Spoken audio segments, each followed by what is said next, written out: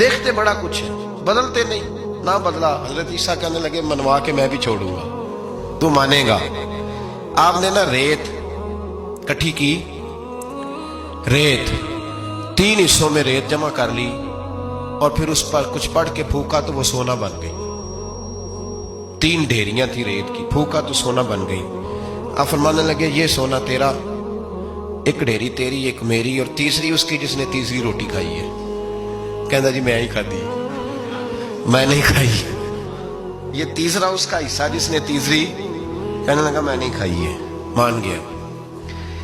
ذرا بات کو سمجھے، پانی پہ پیدل چلا ہے پر مانا دنیا دار ہے نا، مانا نہیں۔ ہرنی کا بچہ زندہ ہوتا دیکھا ہے پر مانا دنیا قابو آنے لگی یا تو مان گیا ہے۔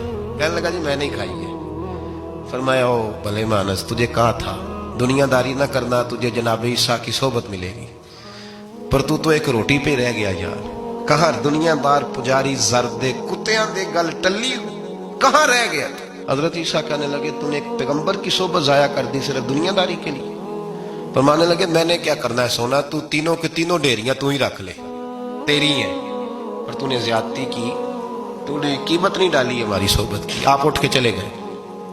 صحرا کا علاقہ تھا، وہ شخص وہیں بیٹھا تھا، ابھی سمیٹ ہی رہا تھا کہ 2 ڈاکو آ گئے، تلواریں پکڑی ہوئی ہیں۔ کہنے لگے چل دوڑ جا، سونا مارا ہے، تو کدھر سے آ گیا؟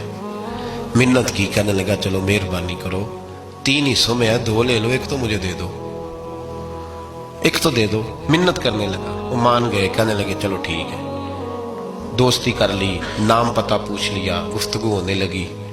تھوڑی دیر بیٹھے تو ایک دوسرے سے فرینک ہو گئے، بے تکلفی شروع ہوئی۔ تو کہنے لگے بھوک بڑی لگی ہے، روٹی تو لاؤ۔ ایک کو بھیجا، ڈاکوؤں میں سے ایک کو بھیجا کھانا لینے، کھانا لینے چلا گیا۔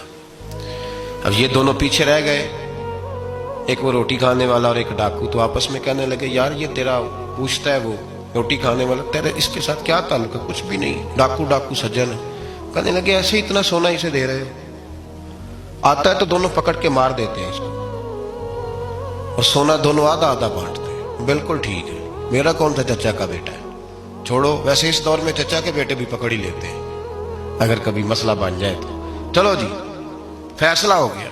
اب وہ جو گیا وہ بھی تو دنیا دار تھا نا، اس نے کھانا خریدا تو اس نے کہا میرا کون سا ان سے یہ رہنا ہے، اس نے روٹی میں زہر ڈال دیا۔ اس نے کہا میں ان کو ماروں گا اور سارے سونے پہ قبضہ کروں گا۔ حب الدنیا راست من کل خطیہ، ہر برائی کی جڑ ہے۔ وہ کھانا لے کے آیا، ابھی اس نے رکھا ہی تھا، دونوں نے حملہ کر دیا، پکڑا اور مار ڈالا۔